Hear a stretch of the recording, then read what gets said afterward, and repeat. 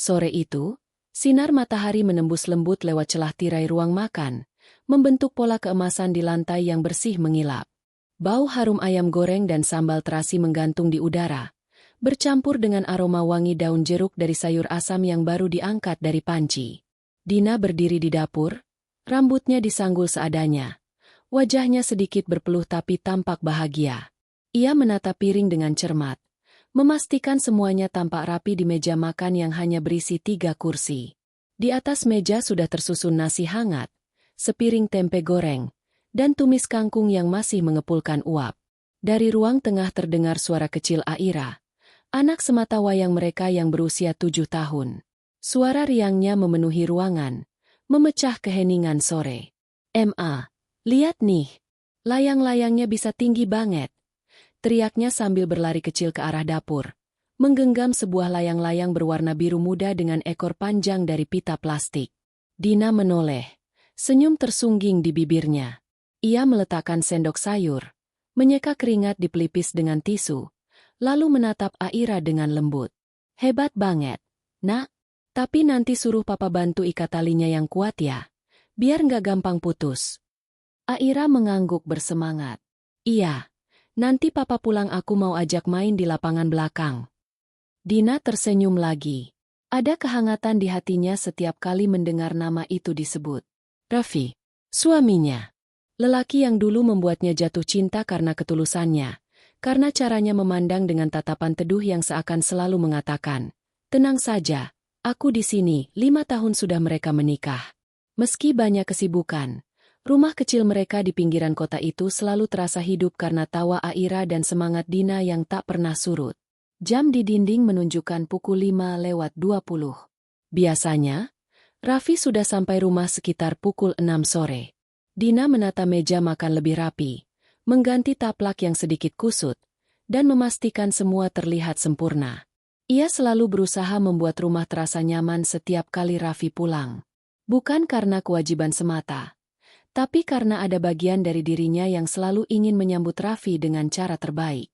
Ia menatap foto keluarga yang tergantung di dinding ruang tamu.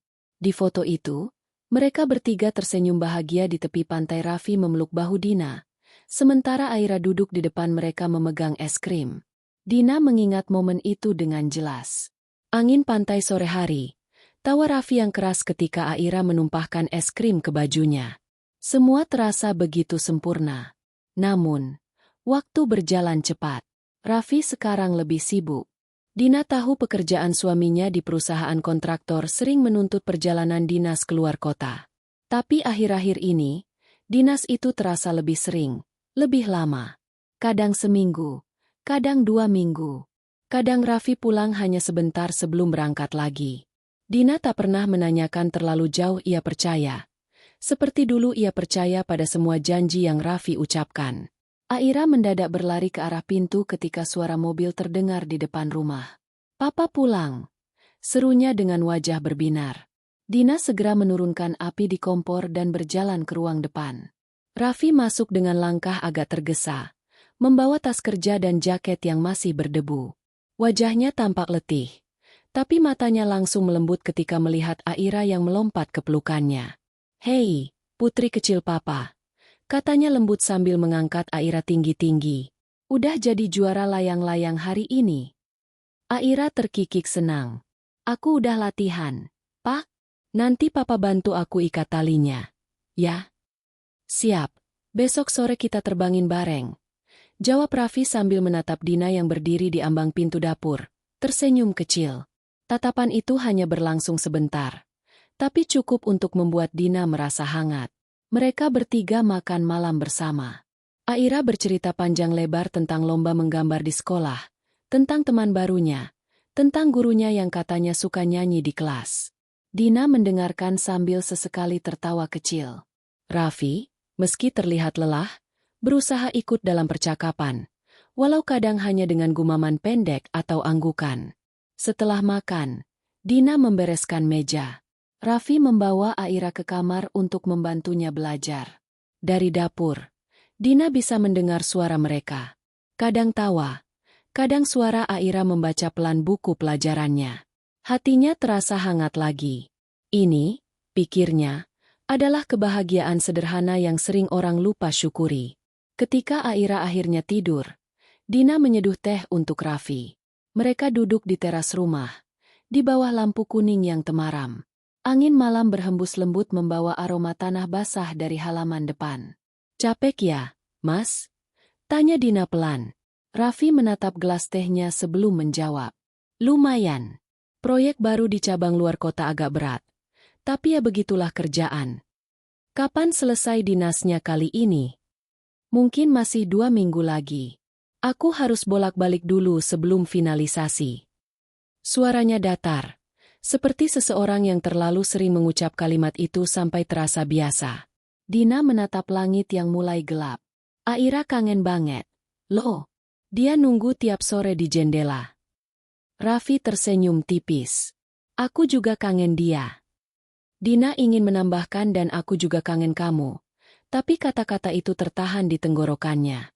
Ia hanya menatap cangkirnya sendiri, melihat uap teh yang berputar pelan sebelum hilang. Ada jarak kecil di antara mereka tak kasat mata, tapi terasa. Seperti udara dingin yang menembus dari celah pintu yang tak tertutup rapat. Namun malam itu, semuanya masih baik-baik saja. Setidaknya, begitu yang Dina yakini. Ia masih melihat cinta di mata Raffi, meski samar. Ia masih merasa rumah mereka hangat, meski kadang sunyi. Ia masih percaya bahwa kesibukan hanyalah ujian kecil dalam perjalanan rumah tangga. Keesokan paginya, Raffi sudah berangkat sebelum matahari terbit. Dina menemukan secari kertas di meja makan tulisan tangan Raffi yang khas. "Sarapan di kulkas. Jangan lupa kasih Aira bekal. Aku pulang malam nanti. Love you." Dina tersenyum membaca pesan itu. Ia menempelkannya di kulkas, seperti biasa, bersama coretan Aira dan daftar belanja mingguan. Kehidupan mereka tanpa teratur, nyaris seperti naskah yang diulang tiap hari. Raffi bekerja, Dina mengurus rumah dan kantor, Aira sekolah. Semuanya berjalan baik, hingga perlahan-lahan kebiasaan itu berubah menjadi rutinitas yang hambar. Hari-hari berikutnya berlalu cepat. Dina sibuk di kantor sebuah perusahaan logistik di pusat kota. Ia dikenal rajin, cekatan, dan ambisius. Bosnya bahkan pernah berkata, "Kalau semua staf kayak kamu, perusahaan ini nggak bakal repot." Kata-kata itu membuat Dina bangga, tapi di sisi lain ada perasaan bersalah yang mengintip di hatinya setiap kali melihat jam menunjukkan sore, saat Aira pulang sekolah dan ia masih duduk di depan komputer. Malam hari, Raffi sering sudah tertidur sebelum Dina selesai memeriksa email terakhirnya. Kadang Raffi makan lebih dulu, kadang mereka makan bersama tanpa banyak bicara. Semua terasa cepat, serba singkat. Mereka masih saling mencintai, tapi jarang sempat mengungkapkannya. Cinta itu ada, namun seperti api kecil di pojok ruangan cukup untuk memberi cahaya, tapi tidak lagi menghangatkan. Suatu malam, Dina terbangun pukul 2 dini hari. Raffi belum pulang. Ia mencoba menelepon, tapi hanya terdengar nada sambung. Setengah jam kemudian, Raffi datang, membuka pintu dengan hati-hati agar tak membangunkan Aira. Dina menatapnya dari ruang tamu. Wajahnya masih pucat karena khawatir. "Kok baru pulang?" tanyanya pelan. Raffi terdiam sejenak, lalu menghela napas. "Ada meeting mendadak sama tim proyek luar kota. Aku nggak sempat kabarin." Dina hanya mengangguk. Ia ingin percaya. Tapi entah kenapa, malam itu rasanya berbeda. Ada nada ragu dalam setiap kata Raffi. Ada sesuatu yang disembunyikan, tapi Dina menepis pikiran itu. Ia terlalu lelah untuk bertengkar. Ia memilih diam. Pagi harinya, Raffi bertingkah seolah semuanya normal. Ia mencium kening Dina sebelum berangkat, memeluk Aira, dan berkata, "Nanti papa pulang cepat, ya." Tapi sejak malam itu, ada bayangan yang terus mengikuti Dina, bayangan ketakutan kecil yang ia sendiri tak ingin akui. Hari Minggu tiba, dan untuk pertama kalinya setelah sekian lama, Raffi tidak ada dinas. Aira langsung merengek minta main layang-layang. Mereka bertiga pergi ke lapangan kecil di belakang kompleks. Langit biru cerah, angin berhembus sempurna. Aira berlari sambil tertawa, sementara Raffi dan Dina berdiri bersebelahan, membantu menarik tali layang-layang. Layang-layang biru itu terbang tinggi, menari di udara dengan bebas. Dina menatapnya, lalu menatap Raffi yang tersenyum pada anaknya. Dalam momen itu, ia merasa semuanya kembali seperti dulu. Ia ingin waktu berhenti. Ingin selalu berada di tengah tawa anaknya dan senyum suaminya yang tulus. Tapi saat angin bertiup lebih kencang, tali layang-layang itu menegang, bergoyang, dan tiba-tiba putus. Aira menjerit kecil ketika layang-layang itu melayang jauh terbawa angin. "Papa! Layangannya!" Serunya panik. Raffi segera berlari mengejar. Tapi tentu saja sia-sia. Dina menggenggam tangan Aira yang mulai menangis, menenangkannya dengan pelukan. "Nggak apa-apa, sayang. Nanti Mama beli lagi, ya." Tapi ketika Raffi kembali, napasnya tersengal. Wajahnya menatap kosong ke arah langit. "Kita beli yang baru aja," katanya pendek. Dina mengangguk, tapi dalam hatinya, ada sesuatu yang terasa ganjil. Entah kenapa, momen itu seperti pertanda sesuatu yang tak bisa ia jelaskan, tapi membuat dadanya sesak. Malamnya, setelah Aira tidur, Dina mendapati Raffi duduk di teras lagi. Menatap ponselnya lama, wajahnya serius. Saat Dina datang membawa teh hangat, Raffi buru-buru menutup layar. "Kerjaan," katanya cepat, seolah menjawab pertanyaan yang belum sempat keluar. Dina duduk di sebelahnya. "Capek enggak?" tanyanya. "Lumayan," jawab Raffi tanpa menoleh. Keheningan meliputi mereka. Suara jangkrik dari kebun belakang terdengar jelas. Dina menatap wajah Raffi yang diterpa cahaya lampu. Ada garis letih di sana, tapi juga sesuatu yang lain, sesuatu yang seperti jarak. Makin hari makin jauh. Ia ingin bertanya, ingin tahu apakah Raffi baik-baik saja, apakah pekerjaannya terlalu berat, atau apakah ada hal lain. Tapi bibirnya keluh. Ia takut jika kata-kata itu justru membuka luka yang belum siap mereka hadapi. Maka malam itu, Dina hanya diam. Menatap layang-layang biru yang kini tergantung di dinding kamar. Aira robek di ujungnya, namun tetap dipajang, seolah simbol dari sesuatu yang pernah terbang tinggi tapi kini menunggu untuk diperbaiki. Dan dalam diam, Dina berdoa kecil di hatinya. Semoga esok masih ada hari yang hangat seperti dulu. Ia belum tahu bahwa sore berikutnya, keseimbangan kecil dalam hidupnya akan mulai bergeser. Perlahan, seperti tali layang-layang yang hampir tak terasa sebelum akhirnya benar-benar putus. Pagi itu, hujan turun deras sejak subuh. Udara di rumah terasa lebih dingin dari biasanya. Dina menatap keluar jendela sambil menggenggam cangkir kopi yang mulai kehilangan uapnya. Raffi sudah berangkat sejak jam 5 pagi. Katanya ada rapat di kantor cabang yang baru. Aira masih terlelap di kamarnya, meringkuk dalam selimut bergambar awan. Di ruang tamu, televisi masih menayangkan berita pagi tanpa suara, sementara jam dinding berdetak pelan, mengisi keheningan yang terlalu panjang. Dina duduk di meja makan, menatap sisa roti bakar di piring yang tak disentuh Raffi tadi pagi. Ia menghela napas pelan. Dulu, Raffi selalu menyempatkan sarapan meski terburu-buru. Dulu, mereka masih sempat bercanda soal hal-hal kecil tentang kopi yang terlalu pahit atau roti yang gosong di pinggir. Sekarang, semuanya berjalan cepat, terukur, tanpa ruang untuk hal-hal remeh yang dulu justru membuat mereka dekat. Pukul 9, Dina sudah tiba di kantornya. Gedung 5 lantai itu mulai ramai dengan suara langkah dan ketikan keyboard. Dina menyalakan komputernya, memeriksa daftar tugas yang menumpuk sejak awal minggu. Ia berusaha menenggelamkan diri dalam pekerjaan, karena di sanalah ia merasa berguna, dihargai. Tapi hari itu, fokusnya terasa buyar. Pikirannya melayang ke Raffi, ke caranya yang akhir-akhir ini semakin sering menatap ponsel sambil tersenyum kecil. Kenada suaranya yang terdengar datar setiap kali Dina menelepon. Sebelum jam makan siang, Dina duduk di pantry sambil memanaskan bekal. Lia, sahabat lamanya sekaligus rekan kerja yang duduk satu divisi dengannya, datang sambil membawa segelas teh manis dan wajah penasaran seperti biasa. "Lo kenapa, Din?" "Dari tadi ngelamun terus," tanya Lia, duduk di seberang meja.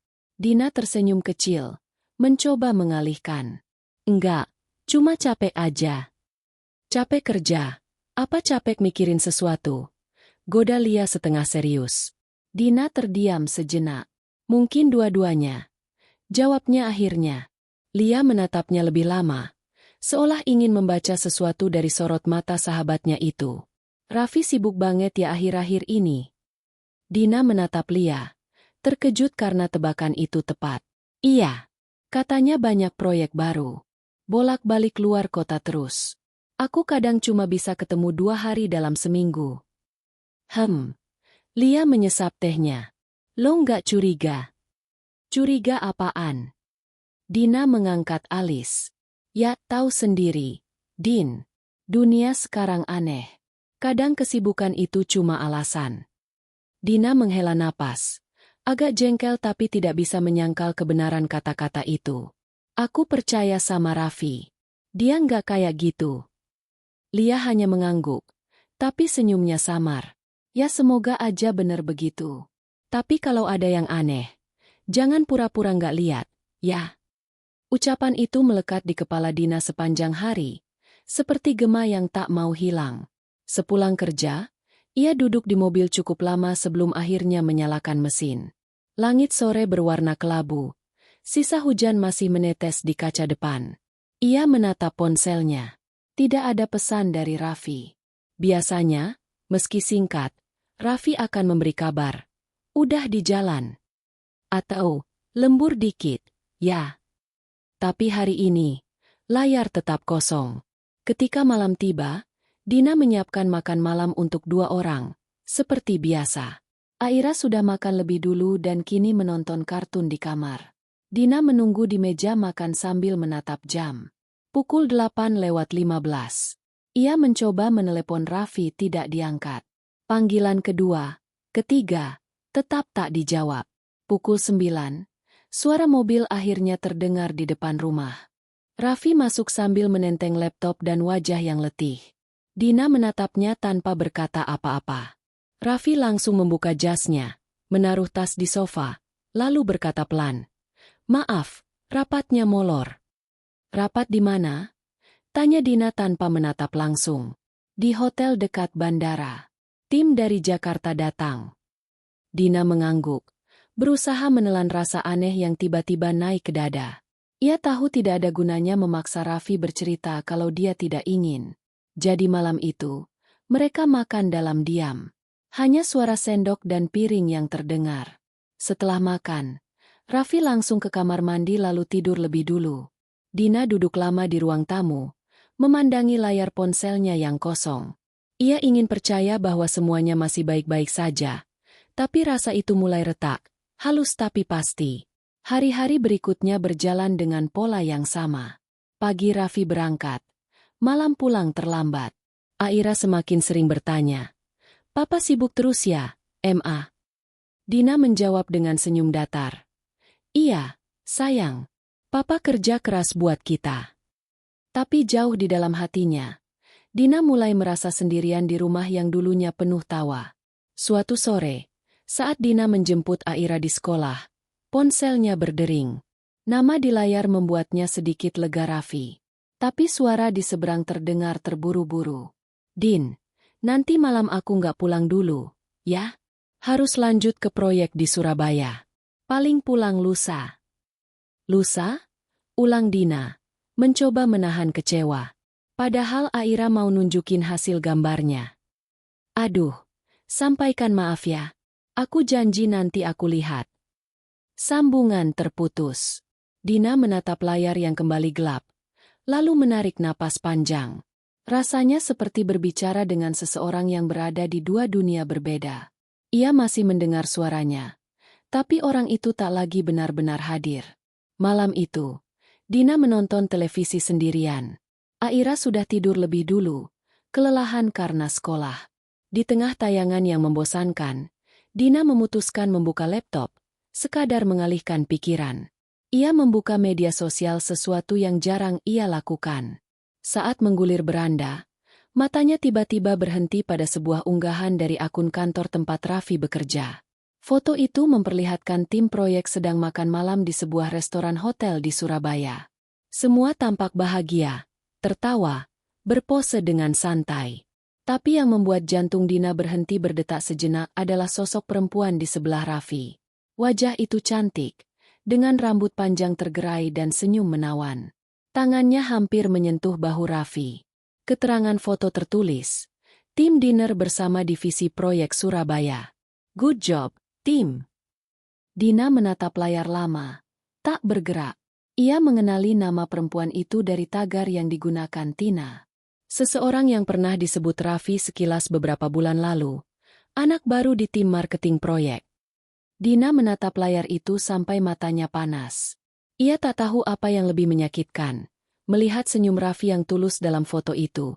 Atau menyadari bahwa senyum seperti itu sudah lama tidak ia lihat di rumah. Malam itu, Dina tidak bisa tidur. Ia memandangi langit-langit kamar. Mendengarkan suara hujan yang turun pelan. Kepalanya penuh pertanyaan yang tak berani ia jawab. Apakah ini cuma kebetulan? Atau sudah mulai berubah? Tapi seperti semua istri yang masih ingin percaya, Dina memilih menenangkan diri dengan alasan. Itu cuma rekan kerja. Pagi berikutnya, ia bangun lebih awal. Menyiapkan bekal Aira, merapikan rumah, dan memaksa dirinya tersenyum. Ia tidak ingin Aira melihat kesedihannya. Tapi saat sedang mencuci piring, ponselnya bergetar di meja. Sebuah pesan masuk dari nomor tak dikenal. Bu Dina, maaf. Tadi malam Bapak Raffi makan malam di restoran sama Bu Tina, ya? Saya staf di sana. Cuma mau konfirmasi. Mungkin salah orang. Pesan itu seperti petir yang menyambar. Dina menatap layar dengan tangan gemetar. Ia ingin menghapus pesan itu. Pura-pura tak pernah membacanya. Tapi rasa penasaran dan sakit bercampur menjadi satu. Ia mengetik balasan pendek. Tangannya bergetar.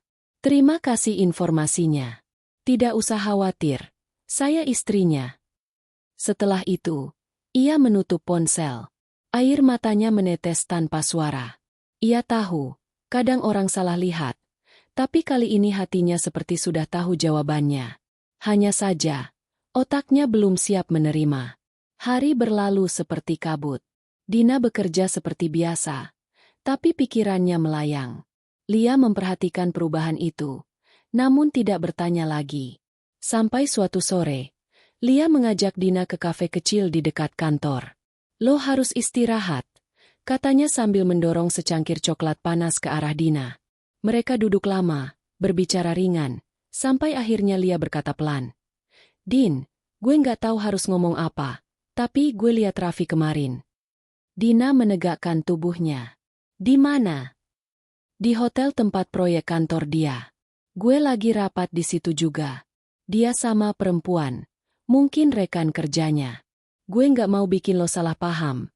Tapi mereka kelihatan dekat banget. Kata-kata itu menggema di kepala Dina. Ia tidak menangis. Tidak marah. Hanya diam. Rasanya tubuhnya kosong. Seolah semua energi tersedot keluar. Lia menggenggam tangannya. Gue cuma nggak mau lo kaget kalau nanti tahu dari orang lain. Malam itu, Dina tidak bisa tidur lagi. Ia duduk di ruang tamu. Lampu sengaja dibiarkan menyala. Ponselnya digenggam erat. Menunggu pesan yang tidak kunjung datang. Jam menunjukkan pukul 11 malam ketika akhirnya ponsel itu bergetar. Sayang, aku lembur lagi. Jangan tunggu ya. Love you. Pesan itu singkat, manis di permukaan, tapi terasa hampa. Dina menatap tulisan, love you, itu lama. Seperti menatap kata yang dulu berarti segalanya tapi kini kehilangan maknanya. Ia tidak membalas. Ia hanya duduk diam, menatap foto keluarga di dinding foto yang dulu penuh tawa. Kini terasa seperti potret dari kehidupan orang lain. Hujan kembali turun. Dina berjalan ke kamar Aira. Menatap anak kecil itu yang tidur nyenyak dengan boneka beruang di pelukannya. Dina mengusap rambutnya lembut, berbisik nyaris tanpa suara. Mama nggak apa-apa, nak. Mama kuat. Tapi suaranya sendiri terdengar rapuh, seolah meyakinkan dirinya lebih dari siapapun. Dalam beberapa hari berikutnya, Raffi pulang seperti biasa, seolah tak ada yang berubah. Tapi bagi Dina, semuanya sudah berbeda. Setiap kali Raffi memegang ponsel, matanya otomatis tertuju ke layar. Setiap kali Raffi tersenyum tanpa alasan, Hatinya berdegup cepat bukan karena cinta, tapi karena takut. Ia mulai memperhatikan hal-hal kecil, parfum yang berbeda, baju yang lebih sering disetrika, bahkan cara Raffi berbicara yang lebih lembut, tapi tidak lagi hangat. Semua hal kecil itu menumpuk, menjadi sesuatu yang berat untuk ditanggung sendirian. Suatu malam, Dina memutuskan memberanikan diri bertanya. Mereka duduk di meja makan setelah Aira tidur. Dina menatap wajah Raffi lama, lalu berkata pelan, "Mas, aku boleh tanya sesuatu?" Raffi menatapnya, sedikit kaget. "Apa?" "Mas, ada yang Mas sembunyikan dari aku?" Pertanyaan itu meluncur begitu saja, tanpa nada marah. Tapi justru karena itulah, pertanyaan itu terdengar menembus. Raffi terdiam lama, menatap meja, lalu berkata datar, "Maksud kamu apa?" Dina menatapnya lekat. "Aku cuma pengen tahu. Kalau memang ada sesuatu, aku lebih milih dengar dari kamu langsung, bukan dari orang lain." Raffi menarik napas panjang. Wajahnya tegang. "Gak ada apa-apa, Din. Aku cuma capek kerja." Dina menunduk. Air matanya hampir jatuh. Tapi ia tahan. "Baik," katanya lirih. "Aku percaya." Dan malam itu, untuk pertama kalinya dalam hidupnya, kepercayaan terasa seperti luka. Malam terasa lebih panjang dari biasanya. Dina menatap langit-langit kamarnya. Lampu kecil di pojok ruangan berpendar redup, seperti sisa cahaya dari sesuatu yang hampir padam. Di sampingnya, Raffi tertidur dengan wajah tenang, napasnya teratur. Dina memalingkan wajah, menatap ke jendela yang buram oleh embun. Di luar, hujan turun pelan, menyapu genting dengan suara lembut tapi menghantam dada Dina seperti jarum kecil yang menusuk berulang-ulang. Ia ingin tidur, tapi pikirannya menolak diam. Gambar-gambar dari hari-hari terakhir berputar di kepalanya, senyum Raffi yang berubah, pesan-pesan singkat yang semakin jarang, dan nama itu, Tina, yang kini terus muncul di pikirannya setiap kali ponsel Raffi bergetar. Pagi datang tanpa istirahat yang cukup. Dina menyiapkan sarapan seperti biasa. Walau gerakannya kaku, otomatis. Ia memecahkan telur, menyalakan kompor, menyiapkan roti untuk Aira. Semua berjalan seperti rutinitas yang sudah dihafal. Tapi dalam diamnya, ada tatapan yang sering melayang ke arah pintu kamar, menunggu suara langkah Raffi.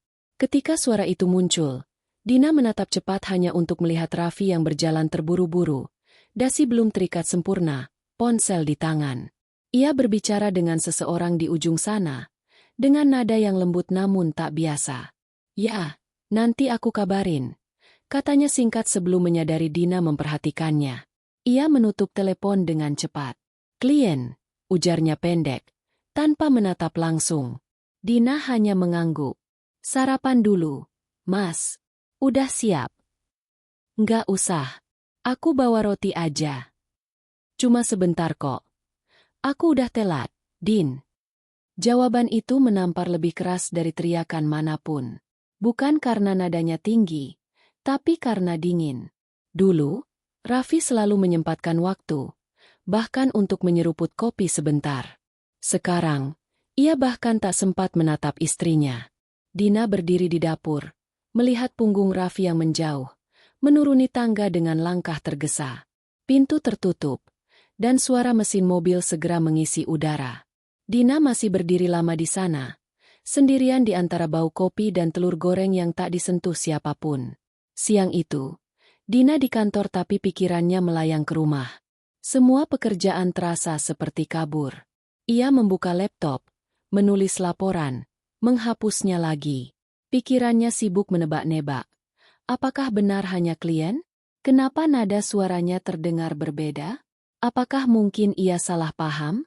Ia mencoba menghibur diri, tapi keheningan di sekitar membuat segala kekhawatiran terdengar lebih keras. Saat makan siang, Lia datang membawa 2 kotak nasi. "Makan, Din. Lo belum nyentuh apapun dari pagi." Dina memaksa tersenyum. "Nggak selera."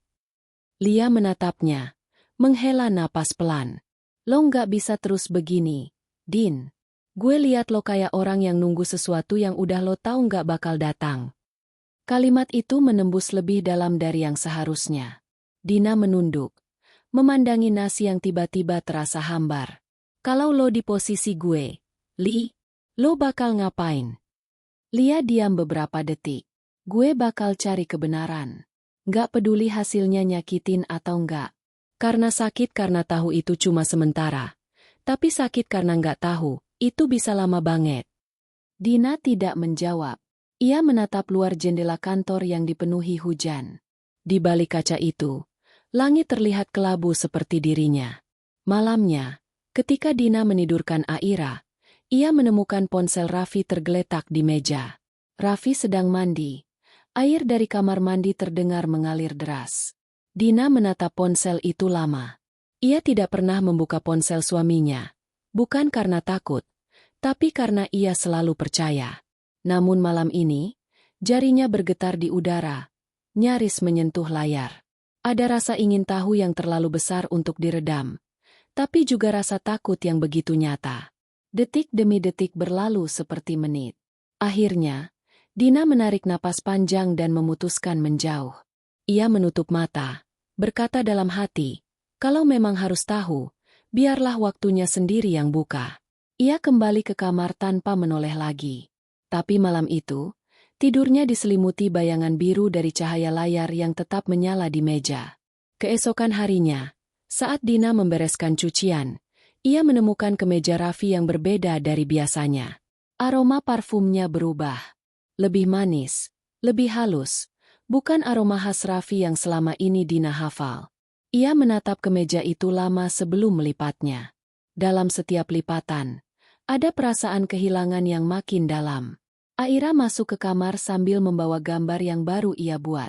"Ma, ini gambar kita bertiga. Aku, Mama, sama Papa." Dina tersenyum lembut. Menatap gambar itu, tiga orang berdiri di bawah langit biru, memegang layang-layang besar yang berbentuk hati. Tapi di ujung gambar, layang-layang itu tergambar robek sedikit. Dina tersentak kecil.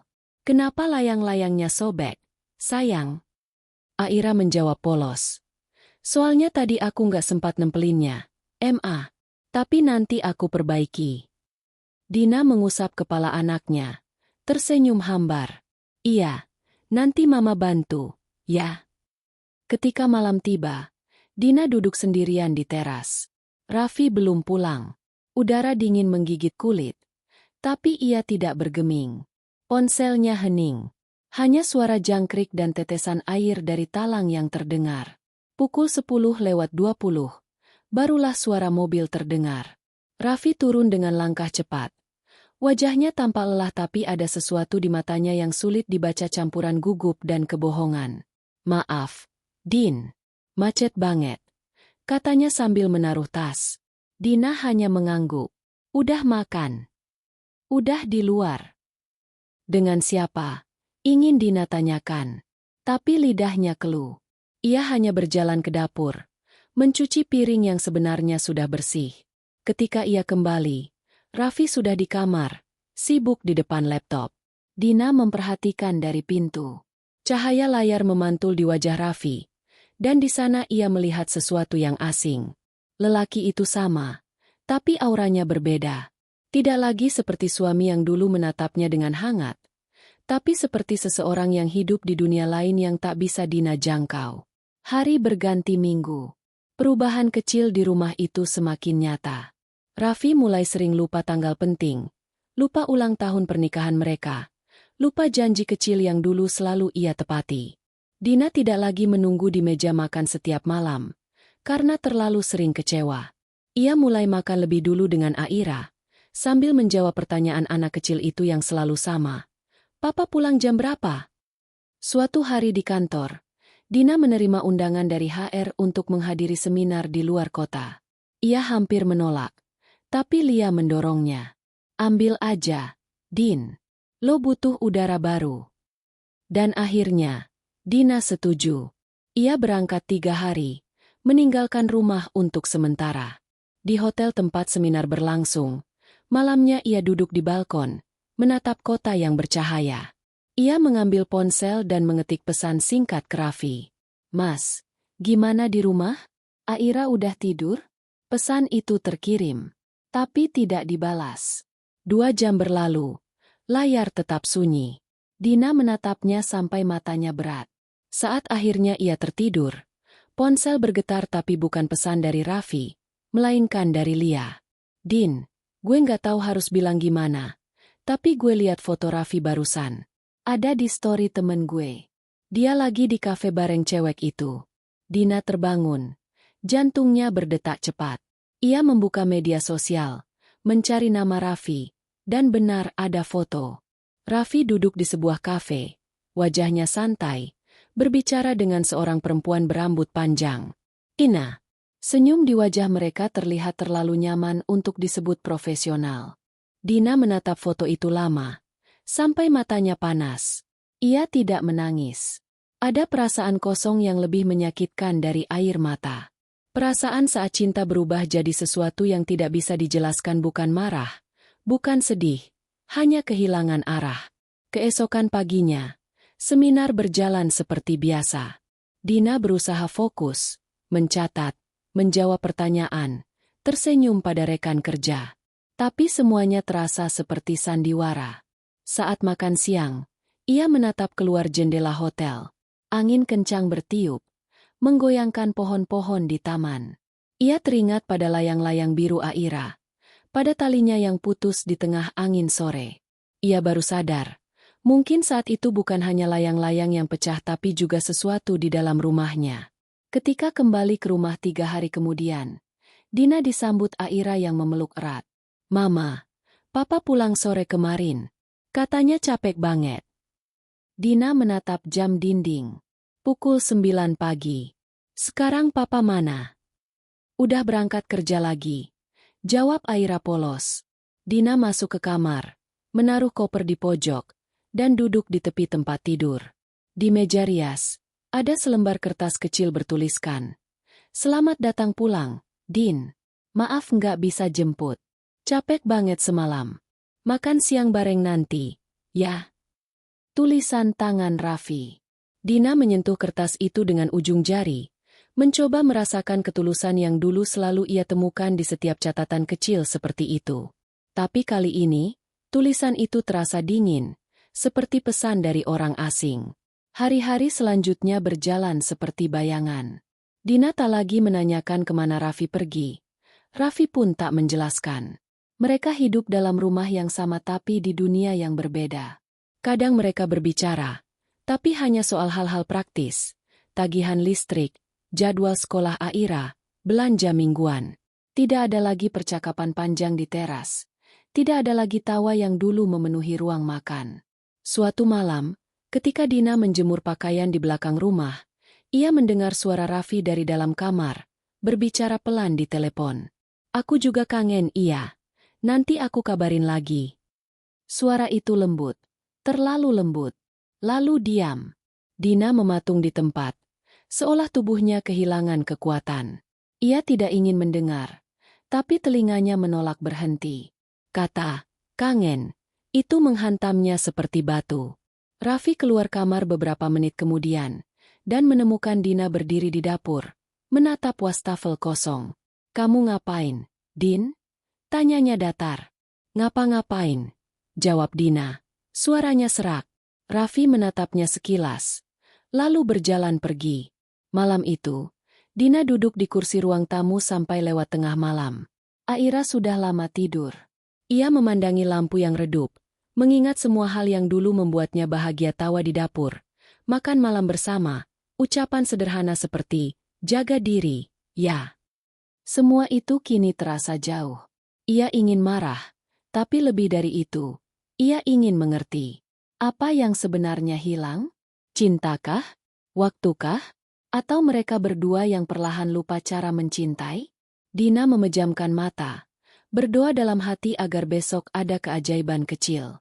Tapi di hatinya, ia tahu, sesuatu sudah berubah selamanya.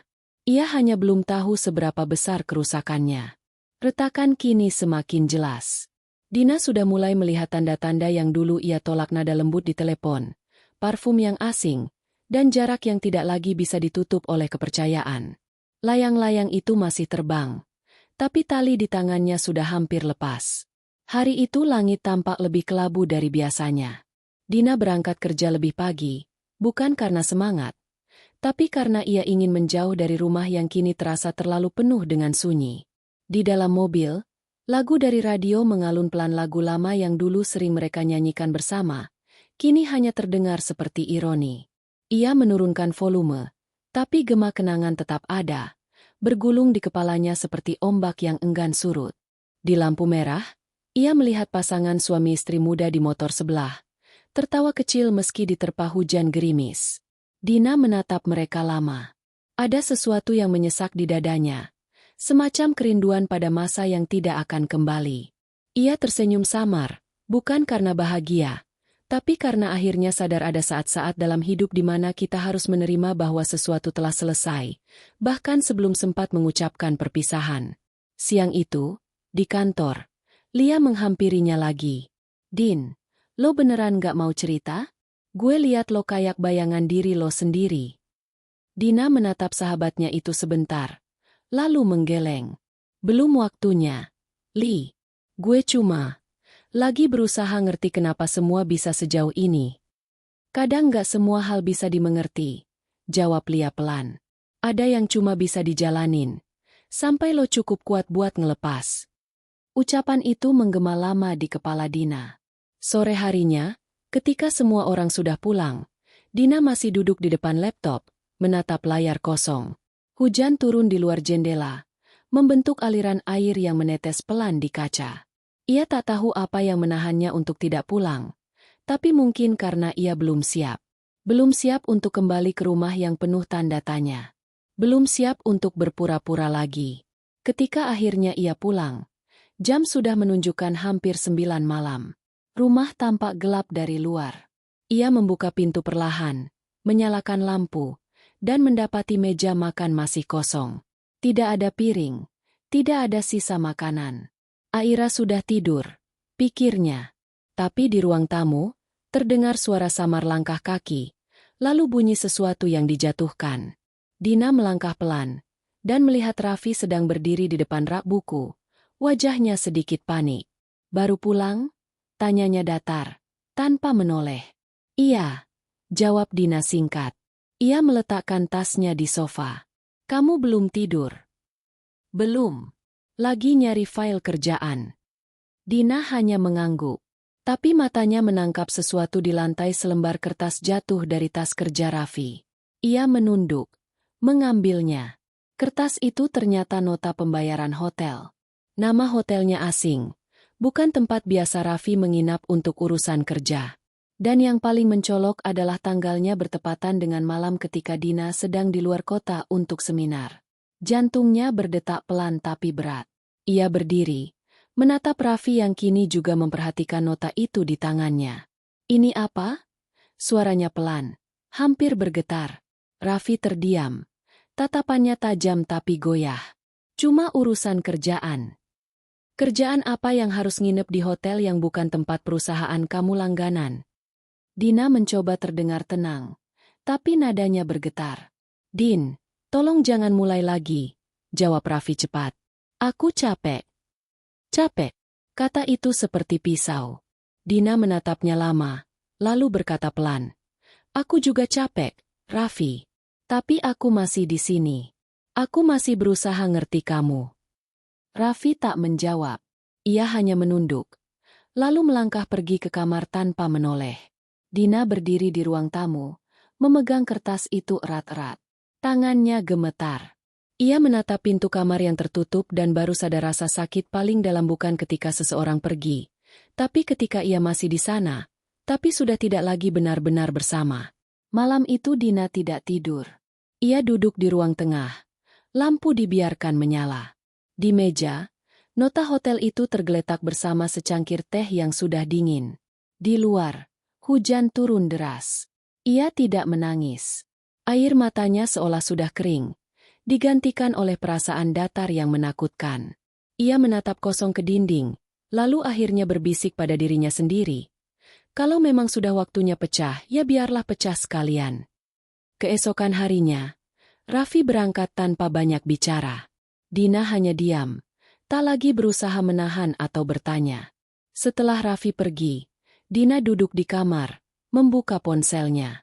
Ia mencari nama Tina di media sosial, sesuatu yang dulu selalu ia hindari. Dan di sana, di antara unggahan yang tampak biasa, ia melihat satu foto baru, foto cangkir kopi di meja yang sama seperti di nota hotel. Tanggalnya sama. Lokasinya sama. Captionnya singkat. Some meetings change everything. Dina menutup ponsel perlahan. Dunia seolah berhenti sebentar. Bukan karena kaget, tapi karena akhirnya semua potongan mulai cocok. Ia menarik napas panjang, lalu menatap cermin. Wajah di hadapannya tampak lelah, tapi matanya kini lebih tegas. Ia tahu apa yang harus ia lakukan. Sore itu, ketika Raffi pulang, Dina sudah menyiapkan makan malam. Aira bermain di kamarnya, dan suasana rumah terasa tenang, terlalu tenang. Raffi menatap meja makan, sedikit heran. Ada apa? Tumben masak banyak gini. Dina tersenyum tipis. Nggak apa-apa. Cuma pengen makan bareng lagi. Kayak dulu. Mereka makan dalam diam. Suara sendok bertemu piring jadi satu-satunya yang terdengar. Setelah beberapa suapan, Dina meletakkan sendoknya. Mas, katanya pelan. Aku cuma mau nanya satu hal. Aku nggak akan marah. Aku cuma mau jujur-jujuran aja. Raffi berhenti makan. Apa? Selama ini, kamu sama Tina, kan? Raffi terdiam lama. Sangat lama. Dina menatapnya tanpa berkedip. Tidak ada air mata. Hanya ketenangan yang aneh. Seperti seseorang yang sudah siap kehilangan apapun. Akhirnya Raffi menunduk. Aku nggak mau bohong lagi, katanya lirih. Iya, Din. Aku sama dia. Waktu seakan berhenti. Dina memejamkan mata, menarik napas perlahan, mencoba menahan gemetar di dadanya. Udara di ruangan terasa menipis. Tapi ia tidak ingin menunjukkan rapuhnya. Ia hanya menunduk, lalu berkata pelan. Sejak kapan? Beberapa bulan ini. Kenapa? Raffi menatapnya lama, lalu menggeleng. Aku juga nggak tahu, Din. Awalnya cuma obrolan ringan di kantor. Lama-lama jadi nyaman. Aku pikir cuma sesaat, tapi ternyata kamu jatuh cinta. Potong Dina pelan. Raffi tak menjawab, tapi diamnya sudah cukup. Dina menatap ke arah meja, melihat dua piring yang masih terisi setengah. Semua terasa begitu sunyi. Ia ingin marah, tapi suara di dalam dirinya berkata lain. Ia hanya ingin tahu apa yang tersisa dari semua ini. Aku nggak tahu harus bilang apa, kata Raffi akhirnya. Aku masih sayang kamu, Din. Tapi aku juga bingung sama perasaanku sendiri. Dina tertawa kecil, tawa getir yang membuat udara terasa semakin dingin. Sayang? Kamu nggak ngerti, Mas. Sayang itu bukan tentang rasa nyaman sementara. Sayang itu tentang tetap milih orang yang sama, meskipun dunia nawarin hal lain. Raffi menunduk, tak mampu membalas. Dina berdiri, berjalan pelan ke arah jendela. Hujan kembali turun di luar. Lampu jalan berpendar redup, menembus tirai tipis. Ia menatap keluar, lalu berkata lirih. Kamu tahu nggak, layang-layang itu bisa terbang tinggi karena ada yang nahan talinya di bawah. Tapi kalau yang di bawah lepasin, sekuat apapun layang-layang itu, dia tetap jatuh. Raffi terdiam. Dina menoleh sebentar. Matanya berkaca-kaca, tapi suaranya tenang. Aku udah lama nahan talinya sendirian, Mas. Mungkin sekarang waktunya aku lepas. Raffi mencoba mendekat, tapi Dina melangkah mundur. Jangan, katanya pelan. Aku nggak butuh penjelasan lagi. Aku cuma butuh waktu buat ngerti semua ini. Malam itu Raffi tidur di sofa ruang tamu. Dina berbaring di kamar, tapi matanya tak bisa terpejam. Ia memandangi langit-langit, mendengar suara hujan yang turun tanpa henti. Di pikirannya, kenangan berputar, hari-hari bahagia mereka, tawa Aira, janji sederhana di pelaminan. Semua terasa jauh, tapi masih menyisakan luka yang belum bisa disembuhkan. Pagi datang dengan cahaya suram. Dina menyiapkan sarapan seperti biasa. Walau kali ini meja terasa lebih kosong. Aira duduk di kursi, menatap kedua orang tuanya bergantian, seolah merasakan sesuatu yang tidak ia pahami. Papa nggak berangkat bareng mama? Tanyanya polos. Raffi terdiam. Dina menatap anaknya, tersenyum kecil. Enggak, sayang. Papa ada kerjaan lain dulu.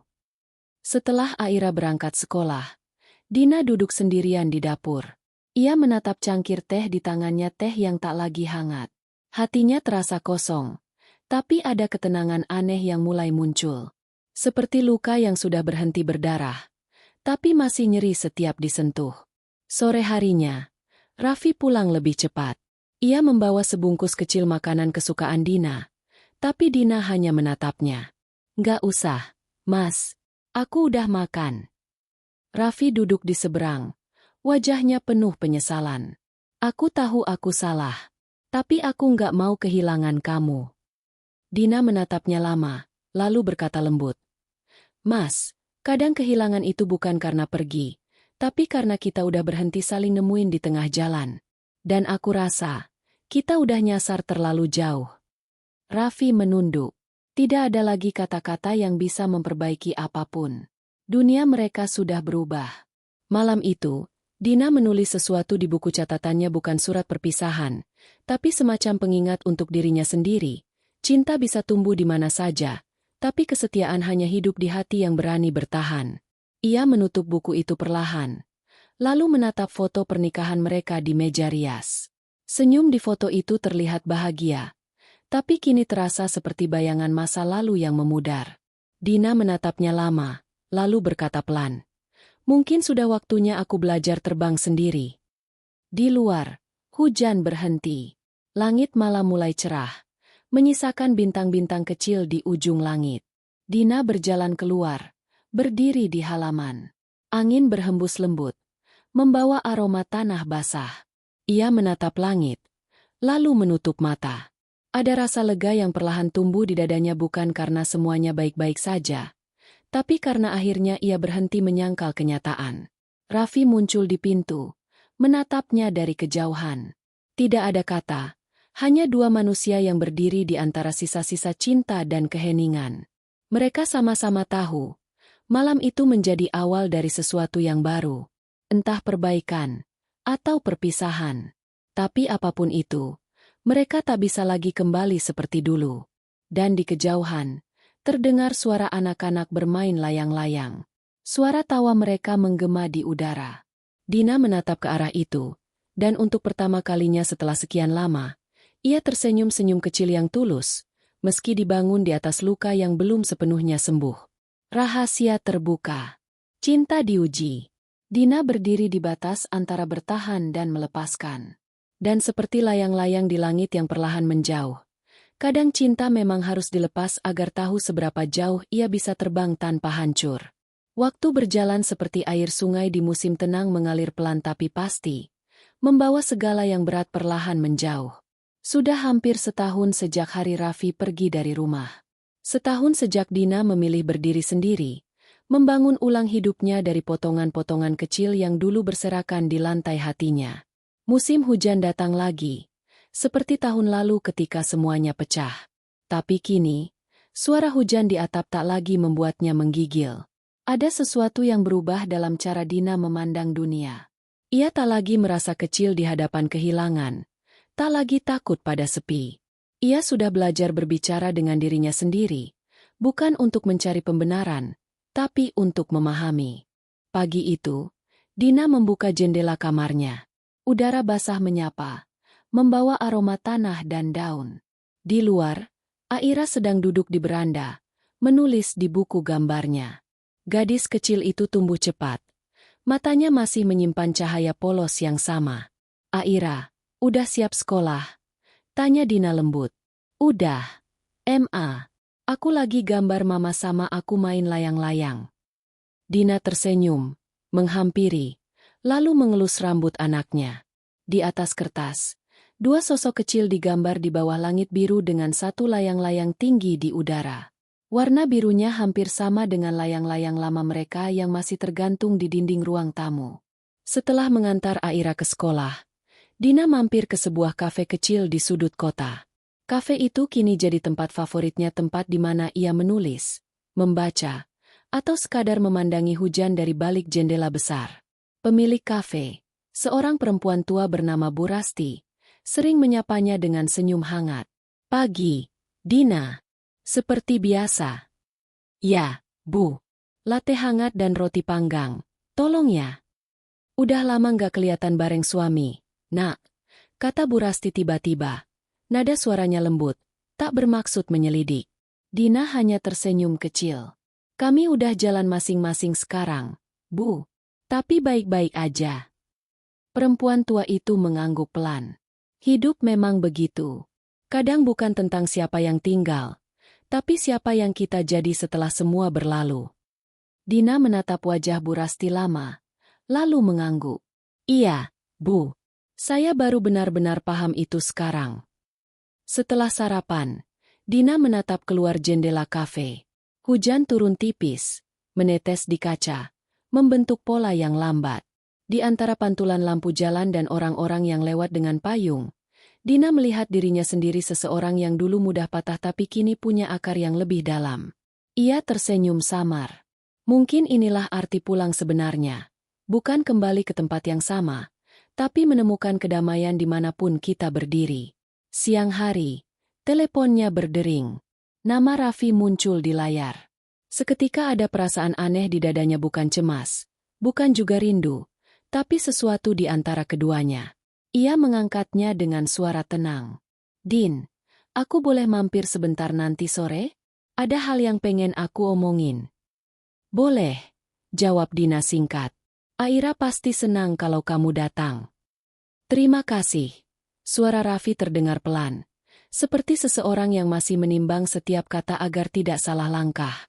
Sore itu hujan sudah berhenti. Udara terasa segar. Tanah masih lembab. Dina sedang menyapu teras ketika suara mobil berhenti di depan rumah. Raffi turun, mengenakan kemeja sederhana. Wajahnya tampak lebih tirus dari terakhir kali Dina lihat. Ia membawa bungkusan besar boneka yang sudah lama Aira inginkan. Begitu melihat ayahnya, Aira berlari keluar dan memeluknya. Tawa kecil terdengar, memenuhi halaman rumah. Dina menatap dari jauh. Ada sesuatu yang hangat sekaligus getir di dadanya. Ia tahu, cinta antara ayah dan anak itu tak boleh diputus oleh kesalahan orang dewasa. Setelah Aira masuk ke kamar untuk bermain, Raffi berdiri di teras. Diam cukup lama sebelum bicara. "Dina, aku tahu aku nggak pantas minta apa-apa lagi. Aku cuma pengen ngomong satu hal." Dina menatapnya tenang. "Silakan." "Aku udah nyoba berubah. Aku ikut konseling. Aku berhenti nyalahin keadaan. Dan aku pengen minta maaf. Bukan supaya kamu maafin aku biar kita balik, tapi supaya kamu bisa tenang tanpa harus nyimpen marah." Kata-kata itu meluncur pelan, tapi terasa berat. Dina menatap wajahnya, mencari kejujuran di sana. Dulu, ia sering berharap Raffi mengatakan hal itu. Tapi kini ketika akhirnya datang, rasanya berbeda. Ia tidak lagi menunggu, tidak lagi menggantungkan apapun. Dina menarik napas pelan. "Aku udah maafin kamu, Mas. Sejak lama. Mungkin sebelum kamu sadar kamu butuh dimaafin. Aku cuma butuh waktu buat maafin diri aku sendiri. Karena dulu aku terus bertahan di tempat yang udah nggak sehat. Sekarang, aku udah berdamai." Raffi menunduk. Matanya berkaca. "Terima kasih, Din. Kamu jauh lebih kuat dari yang aku kira." Dina tersenyum tipis. "Bukan kuat, Mas. Cuma udah capek takut. Dan waktu aku berhenti takut kehilangan, aku baru sadar aku nggak kehilangan apa-apa yang memang bukan untukku." Mereka diam cukup lama. Suara angin bertiup pelan, menggoyangkan tirai di dalam rumah. Di dinding, layang-layang biru itu bergoyang ringan seolah ikut mendengarkan percakapan mereka.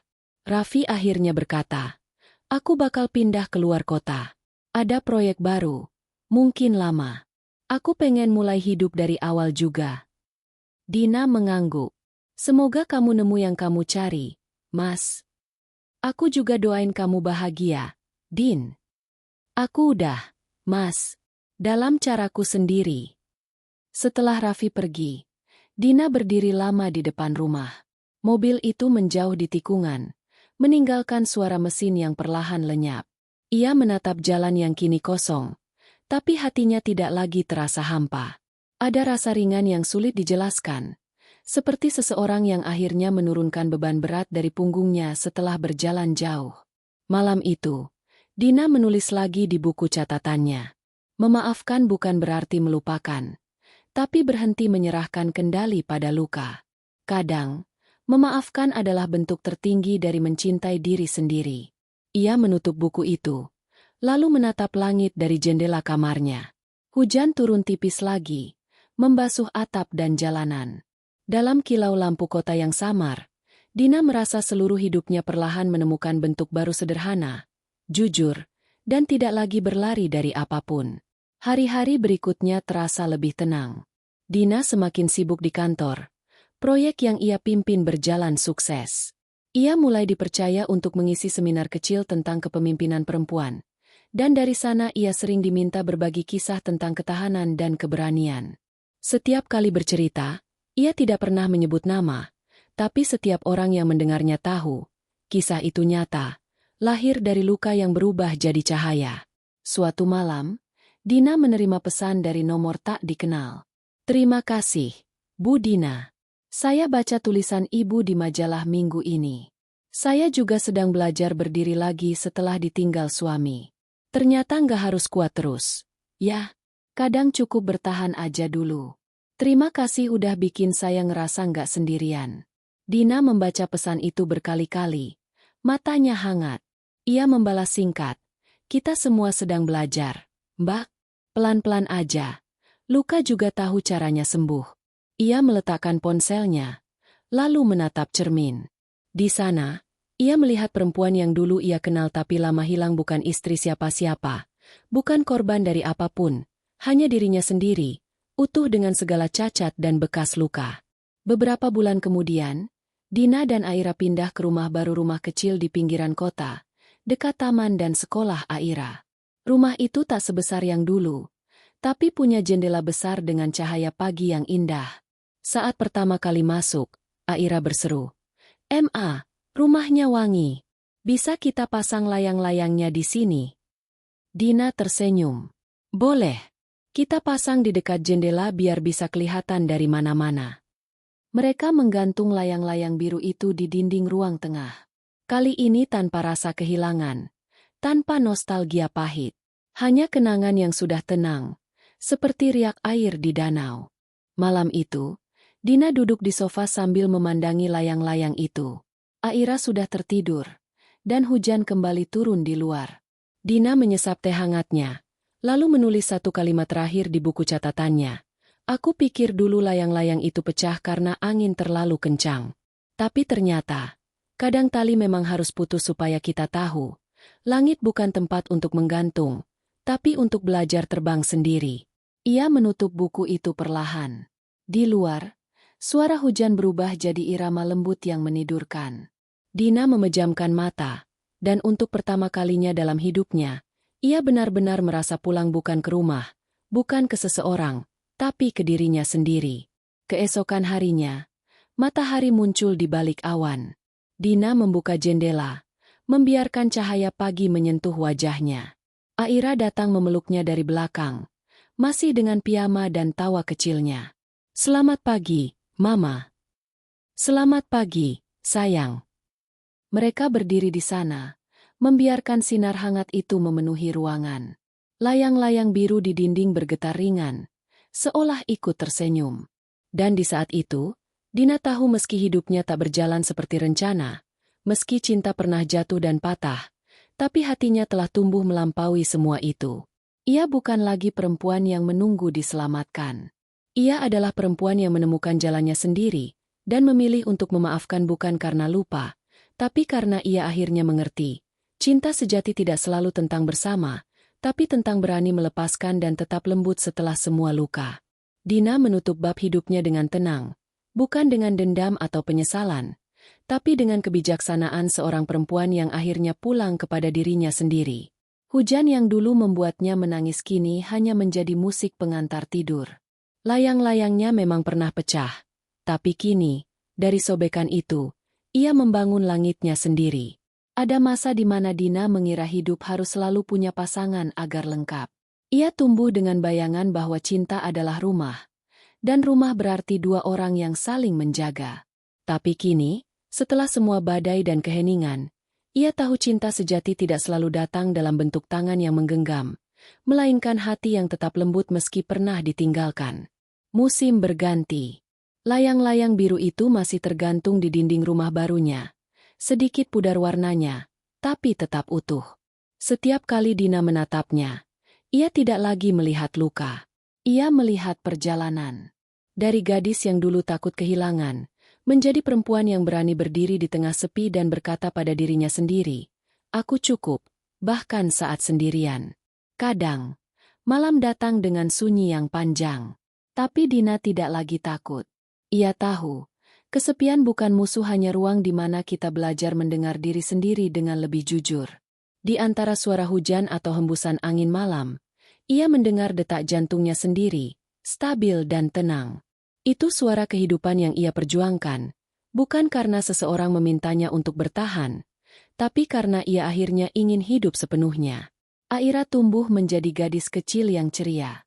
Kadang ia bertanya tentang ayahnya, dan Dina selalu menjawab dengan lembut tanpa kebencian. Ia tak ingin anaknya mewarisi luka. Ia ingin Aira tahu bahwa cinta bisa berakhir tanpa harus saling melukai. Bahwa berpisah bukan berarti kalah, tapi kadang justru bentuk paling jujur dari mencintai. Suatu sore, saat langit berwarna jingga dan angin berhembus lembut, Dina duduk di taman rumah. Ia menatap langit yang luas, membiarkan rambutnya tertiup pelan. Dalam keheningan itu, ia merasa sesuatu mengalir di dalam dirinya, rasa syukur yang sederhana tapi dalam. Syukur karena pernah mencinta, syukur karena pernah patah, syukur karena dari keduanya, ia belajar mencintai dirinya sendiri. Di tangan Dina, segelas teh hangat mengepul. Di pikirannya, tidak ada lagi pertanyaan, kenapa, atau seandainya. Semua sudah selesai. Semua sudah mendapat tempatnya masing-masing. Ia tak menyesal mencintai Raffi, tak menyesal melepasnya. Karena justru dari perpisahan itulah ia mengenal arti pulang yang sesungguhnya, bukan ke rumah, bukan ke seseorang, tapi ke hatinya sendiri yang dulu sempat hilang. Malam turun perlahan. Dina menatap bintang pertama yang muncul di langit. Ia tersenyum kecil, lalu berbisik pada dirinya sendiri, "Aku sudah pulang." Dan di langit yang tenang itu, layang-layang biru seolah masih melayang, jauh di atas kepala, menari bersama angin. Tidak lagi takut pecah, tidak lagi tergantung pada siapapun. Hanya terbang setia pada arah, bebas pada ruang.